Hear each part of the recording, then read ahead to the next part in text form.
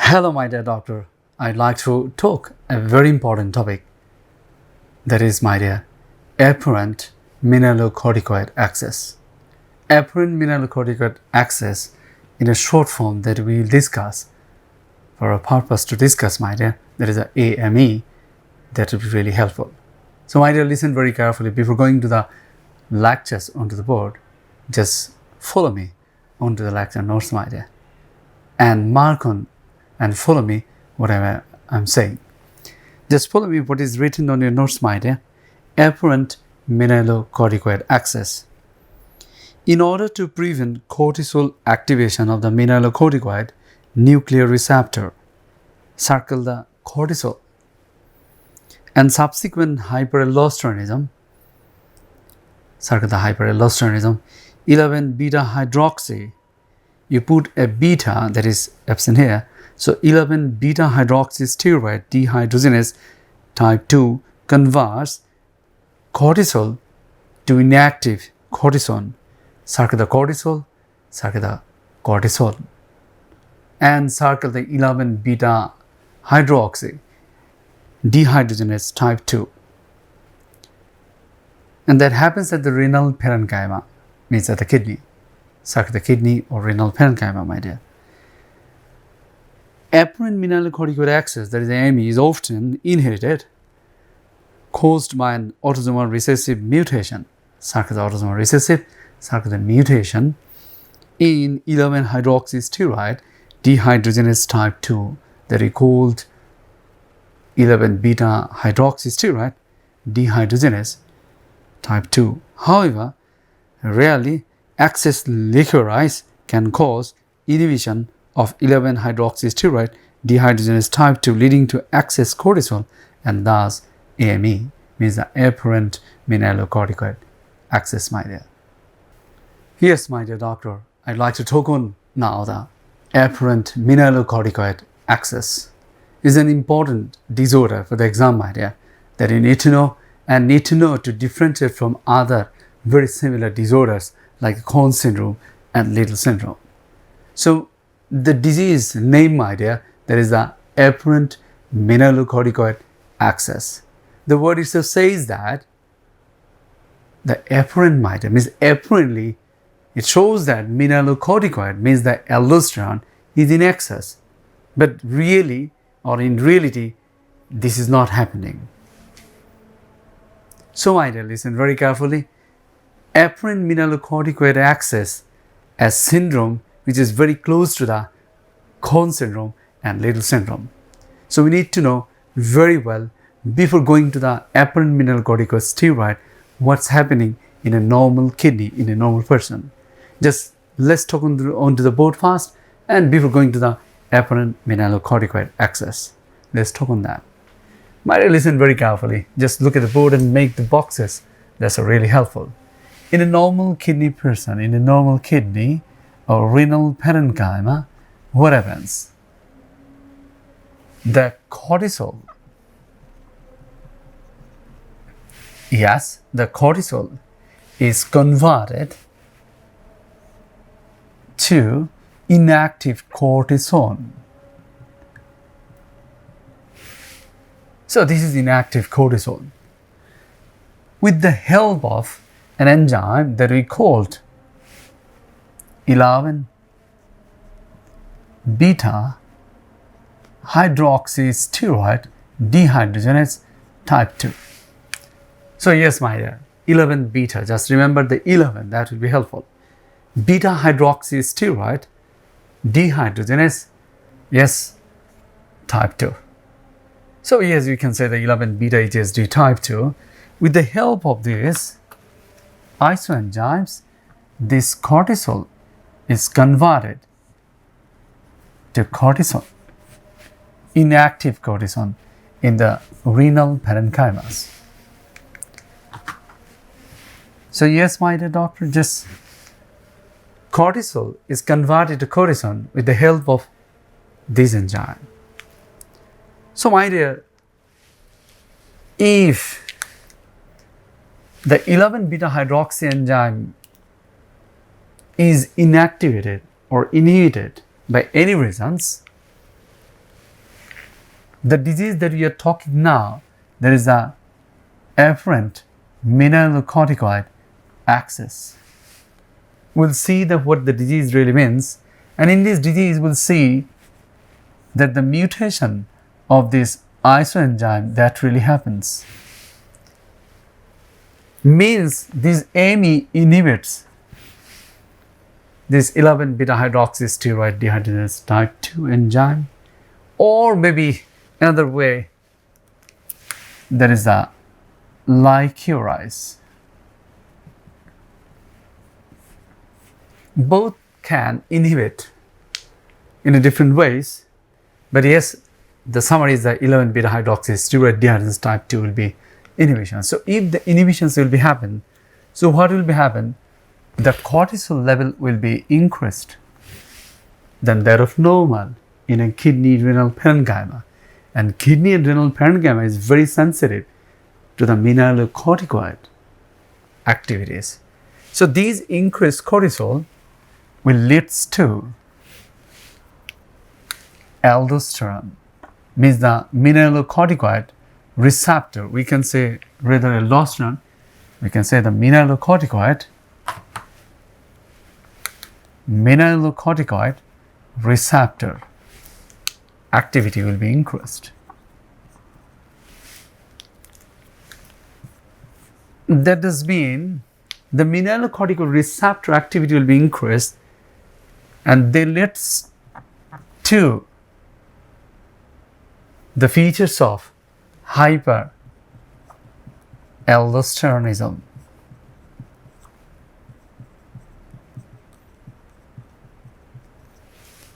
It does mean the hyperaldosteronism, the features of hyperaldosteronism means the mineralocorticoid activity will be increased, that leads to the, we know, everybody knows, yes, the sodium will be arrow ups and potassium will be arrow down. And if the sodium is arrow up, we know the sodium along with the water will be arrow up, and that leads to the BP will be arrow up, is the hypertension. And potassium will be arrow down. The brother of potassium is an hydrogen ion, means the acid will be arrow down, that we called the metabolic alkalosis.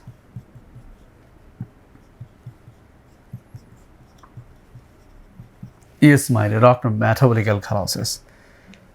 So what is the summary effects of increased activity of the aldosterone, means the mineralocorticoid receptor, my dear? That leads to the summary box that will be helpful. Our syndrome, there is the hypokalemia with the hypertension, my dear.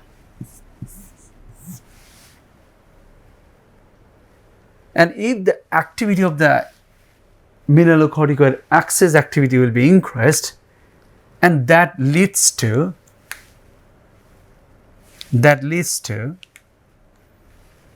we can write, yes, the aldosterone will be suppressed really. In that way also the renin will be reduced. We call the renin, there is a plasma renin activity that will be reduced. So yes, my dear doctor, so that will be findings. So what happened here, the summary box in a renal parenchyma, the single word that you need to remember, my dear, the 11, my dear, 11 beta hydroxysteroid dehydrogenase type 2 enzyme. And these enzymes is mutated in a disease of afferent mineralocorticoid axis syndrome. So that leads to the increased cortisol, that leads to the increased mineralocorticoid receptor activity, that leads to the hyperaldosteronism, leads to the hypokalemia, and hypertension is the most important outcome, my dear. Along with that leads to the aldosterone will be arrow down, along with that the renin will be arrow down. It has mean the aldosterone level as well as the renin activity or plasma renin activity, we call the PRA, that will be reduced. Now let's talk an important box, my dear, then afferent mineralocorticoid axis, the syndrome, my dear. So this is an important box that I am giving now. There is an afferent mineralocorticoid axis. I call them A, M, E. So that we can remember that what AME does mean. A for my dear is an autosomal recessive disorder, and M for mutation, and E for 11. So at least you can remember, my dear, the most important features of AME, why this AME is happening. It has been that AME is nothing but the autosomal recessive disorder of mutation of 11. 11 means everybody knows about it now. There is a 11 beta, yes, hydroxysteroid dehydrogenase type 2 enzyme mutation, my dear, and that leads to the AME. So this, my dear, the SS box, that will be really helpful to remember why this is happening and how this is happening, my dear. Yes, my dear, I would like to talk a little bit discussion. This is very important because very close to the pictures of hypokalemia with hypertension. Yes, my dear, we already know one of the important box, my dear, and from that box, or you must know that the hypokalemia with hypertension is another box, and that you need to know the first important diagnosis, that is a Cohn syndrome. And Cohn syndrome, that is nothing but the primary hyperaldosteronism. We'll discuss in other video clips, my dear. And second one, of course, there is a renal artery stenosis. And third, of course, the Liddle's syndrome.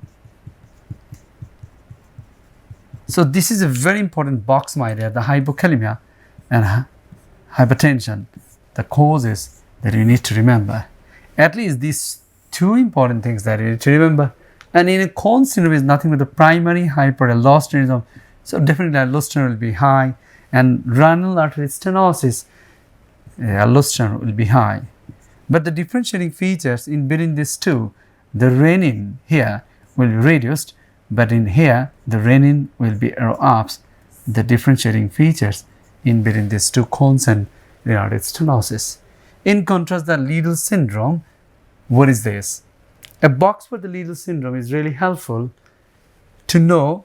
Yes, they are also having the hypokalemia with hypertension, but the Liddle syndrome, once again, that's this box, my dear.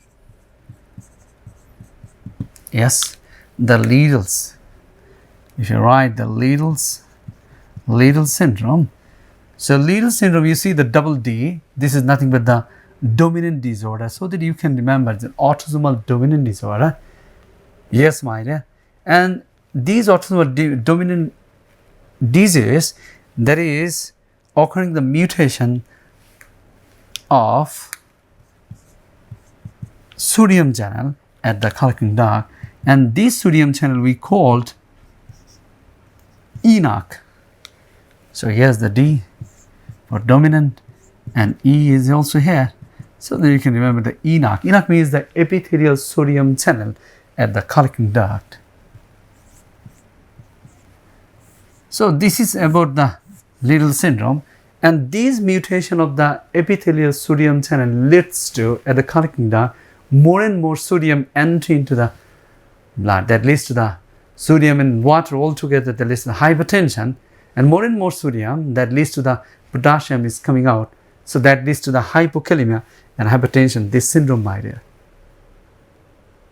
Very close to the, yes, the features of hypokalemia and hypertension means that the apparent mineralocorticoid axis, but not the mineralocorticoid axis here. So the Liddle syndrome, because of this is not the mineralocorticoid axis, rather than the mutation of the receptor, means the sodium channel at the collecting ducts. So these become a very important differential diagnosis of apparent mineralocorticoid axis. So now let's talk how to differentiate in between the AME and the Liddle syndrome. So my dear, yes, if you write down here the differential diagnosis, or we can say the diagnostic, a test we can do. This is very important, that urinary, we can do the urinary cortisol and urinary cortisone ratio.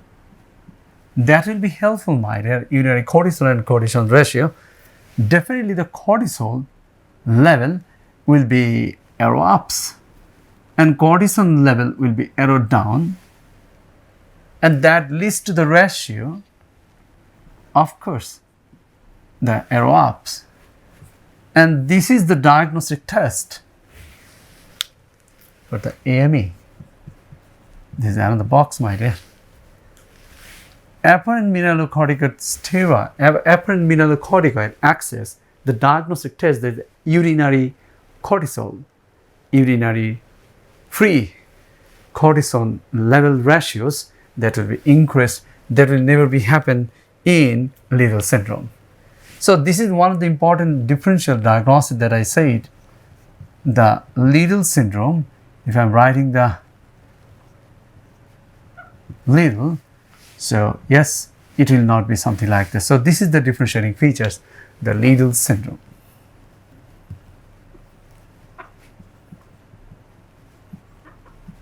Yes, my dear doctor. So this is one of the important differentiating points for the Liddle syndrome. And another thing that we can do, my dear, what is that? That is, we can give the potassium sparing diuretics. Potassium sparing diuretics, yes, my dear, we have the two category of the potassium sparing diuretics, one acting on the ENaC and another acting on the mineralocorticoid receptor. So yes, by giving the potassium sparing diuretics, we can differentiate these two important disease, that is the AME and the Liddle syndrome. I'm writing the Liddle syndrome, the LS.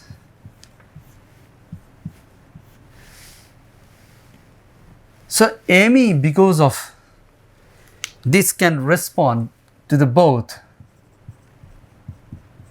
all the potassium sparing diuretic, means both to ENaC or mineralocorticoid receptor diuretics acting on both of these receptor and channels. In contrast, the Liddle syndrome only acting only to ENaC, means the epithelial sodium channels. This is very important, my dear, to differentiate another differentiating points. So you can write this is one of the diagnostic tests, and another one is the number 2, that is to differentiate in between these two differential diagnoses. Next to the diagnostic test for the apparent mineralocorticoid access, the treatment, my dear. So make a box, and this is box for the AME treatment, my dear. So AME treatment, of course, that you have seen, there is a mineralocorticoid access. So mineralocorticoid receptor blockers, means the aldosterone receptor blockers. The first treatment is very good. The aldosterone antagonist that we call the spironolactone